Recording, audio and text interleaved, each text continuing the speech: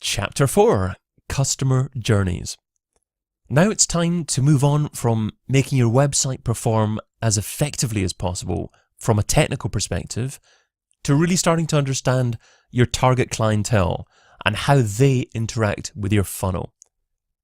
For Olga Andrienko, head of social at SEMrush, it's all about defining precisely who your ideal client is. My top digital marketing strategy would be actually thinking through the buyer's journey more. I see that some companies really pay attention to it, some don't. And then so the consumer now really defines the way how we communicate with them and also how we reach out to them.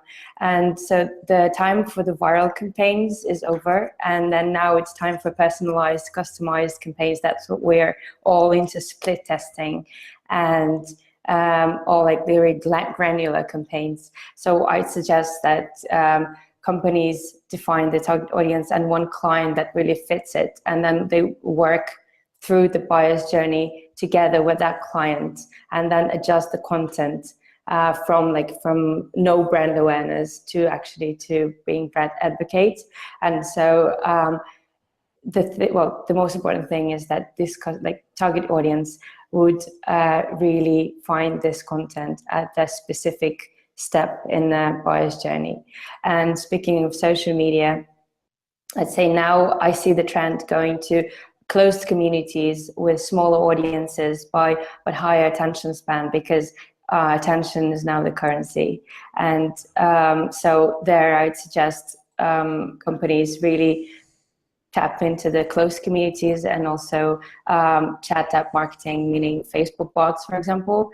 And so also that would be a really cool thing to do for international and global companies, because they're 24/7 and just helping their clients reach out to them and answer frequently asked questions. That would be an amazing thing to do in 2017. And understanding your buyers better is also a subject that resonates with Art Jones, founder of artjones.tv. Art says, "I believe there is one prediction that always rose them all. In 2017, like every other year, the intention of marketing is to call an audience to take action, to buy my stuff. I submit, therefore, that understanding the buyer's persona and buyer's journey should be the number one job for 2017. In 2017, I am doubling down on understanding my ideal buyer's narrative, with the intention to know them almost as well as they know themselves. When we begin each marketing campaign with the intention to do the work to understand our ideal buyer, we position ourselves to create great content and great experiences in the proper context, to reach, engage, and nurture conversations. Our buyers are not a field in a column on a spreadsheet. Our buyers are real people that celebrate their wins and agonize over the challenges they face, just like we do. Begin 2017 by taking a healthy dose of empathy and get to know your ideal buyers." But it's not just about understanding your buyer. As Alita Harvey-Rodriguez, founder of Milk It Academy, says, you need to focus on creating great customer experiences.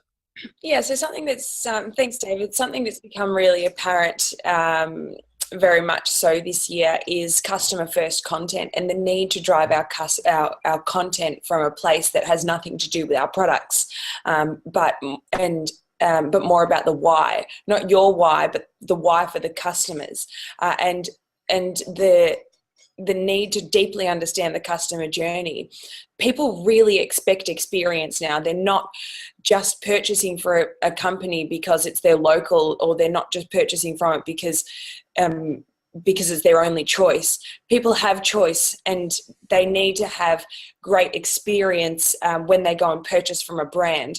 That comes from everything from retail right into hospitality. You're not going to walk into somewhere, you're not going to talk about something if you haven't got the experience that you want.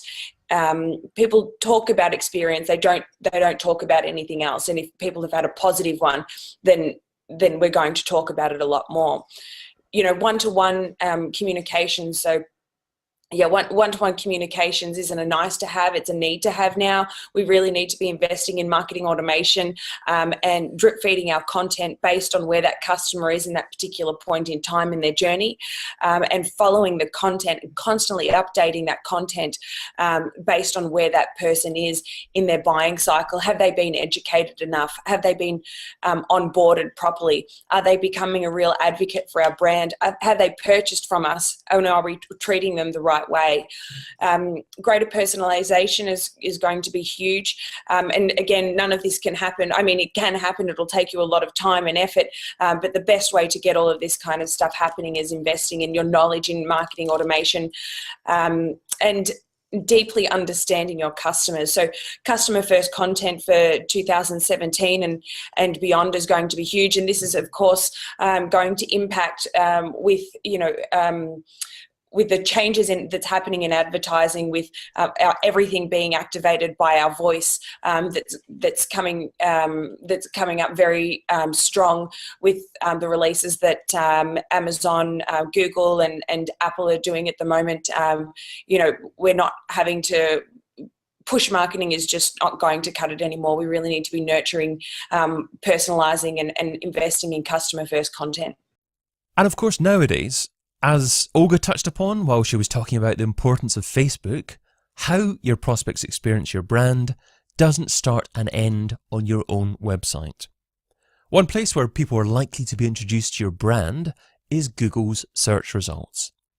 And Dan Petrovich, founder of Dejan SEO, is encouraging businesses to think about that initial interaction and making it more likely for searchers to click. So one thing I want everyone to do in 2017 is to improve their click-through rates. Google looks at a variety of user behavior signals, and they split up into two areas. And I think most people are concerned about what people do on your website, but there's also the element of what people do before they land on your website. So this is the click-through rate between the search results towards your site. And this is influenced by a variety of factors that I think a lot of people are not considering when gauging how Google decides what site is popular and what website is a user's choice. So for this reason, I recommend to go into Google Search Console, download all your available search traffic data, and observe the click-through rate graph by observing your averages on each regular position. So what you do with this data then is then look for anything that might look like a deviation from what you'd expect. If you expect a click-through rate of 10% and you get click-through rate of 5%, then you need to investigate why that's happened. So you can also calculate the expected clicks and decide where you're losing traffic and where you're gaining traffic. So this will give you two things. One, it'll make your website more attractive. You give you ability to A/B test your search snippets, implement schema, and so forth to make it more attractive to click on for search ranking purposes. But at the end of the day, if all else fails, you've actually gained more traffic with exactly the same ranking position, which is a wonderful thing to have. Another man keen on getting more out of the same traffic is Jeff White from Kula Partners. So our top tip is around conversion rate optimization. And we've found that for a great number of our clients and for other people that we've been talking to, that being able to do a really great analysis of what's going on under the surface of the site by looking at heat maps and click maps, visitor recordings, and other things like that, you're able to get a really great analysis of where people are stumbling in your site, where they're getting hung up in your conversion funnel. When you're looking at visitor recordings, for example, you can even see where people are filling out forms and how they're kind of going about doing that. It's a really powerful tool for developing a great understanding of where your site is working, very qualitative tool for making hypotheses about what you should be testing, so that you can then begin to do analytical A/B testing and other types of split tests so that you can improve the conversion rate of your website. For James Babington, director at the marketing agency Strategic, it's all about engagement as well as conversions. Yeah, no, thanks for having me. I'm a little bit biased. My roots are in web design and development, but my tip, a bit like everyone else, is something that's really worked well for me this year. and certainly something we're going to take into 2017. And it's going back to basics a little bit, but it's getting the website right, concentrating on engagement and conversion to basically maximize the marketing efforts that are going in to support it. That might sound obvious, but it's just amazing still to me just how many businesses are still not doing this correctly. And there's a few things we've had some short-term quick wins on this year. Fast and cheap hosting is available for everybody. SSLs are pretty much free now for everybody as well. And we've just been getting a lot more success with site reveals we've been doing by deep diving on the data, using even, again, free tools like Hotjar to make informed decisions with our web teams to underpin the marketing that we're doing. Engaging with video, a few people were talking about that earlier. We've had some big success with that as well. And just really conveying our clients why. Because we work with a lot of sort of smaller and medium-sized businesses, it's really important to ensure that when traffic is landing on the website, that we're engaging them and converting them. So actionable tip is just to really get buy-in from your development team. If they're engaged and page speed and installing these tools is sort of part of their ritual and their routine, then they'll support you in your efforts. Of course, there are many benefits to engaging more with your prospects and customers. For Michael Kamleitner from Social Listen, existing customers can be a wonderful source of new leads. Yeah, my advice is what worked best for us in the last year, and hopefully and surely will work next year. And it's very simple. Tap your existing customer base as a source for new customers and new high quality leads. And how to do that? Well, just by asking them for direct referrals or for reviews. So what do I mean by direct referrals? Well, it's very easy. Once you have some initial product market fit, you hopefully and surely have some happy existing customers, and they are a great source for new referrals and new leads. So just don't be afraid to ask them straight. Who else in your network, among your friends, your working colleagues, could be a happy customer of our brand or service? And I guarantee you, if they in fact are happy customers, they definitely will come up with some great referrals for you, which should be easy to convert. Of course, that works best if you're cultivating very deep relationships from the beginning. So if you haven't talked to your customer since they signed up last year, that will probably be an awkward situation to call her up and demand a referral.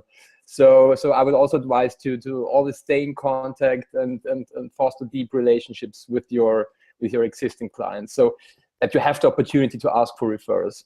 Finally, to conclude this chapter on customer journeys, Chris Daly from Disruptive Advertising would like to encourage you to intervene just as a visitor intends to leave your website. Yeah, so one thing that I've been getting really excited about lately is exit intent overlays. So these are, when somebody is mousing over to X out of your site, you give them a pop-up with some kind of a very high funnel offer to try to encourage them to either sign up for your email distribution list or some other kind of lead submission. Now, some people have really negative feelings about these because it can sometimes be construed as a way that of manipulating people, or it can be kind of obtrusive in the site experience. But these are things I've seen to be very effective. I've been testing recently with a variety of different clients.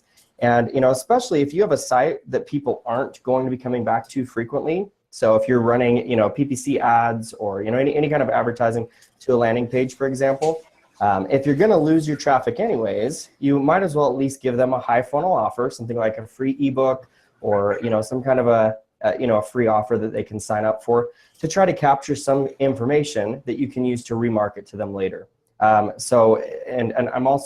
a huge fan of testing multiple different offers at this stage, because again, with people that are intending to exit your site, there may be some things that they might really be interested in at that point, but you've got to test multiple different offers to figure out what they're going to respond best to. Chapter 4, Customer Journeys Summary. It's time for personalized campaigns. Focus on the journeys of single buyers. Get to know your buyers almost as well as you know yourself. Use marketing automation with thought to deliver a highly personalized experience. Seek to optimize your off-site brand experiences and conversion rates too, such as click-through rates from search engines. Utilize heat maps and visitor recordings from services like Hotjar to enhance your on-site conversion rates.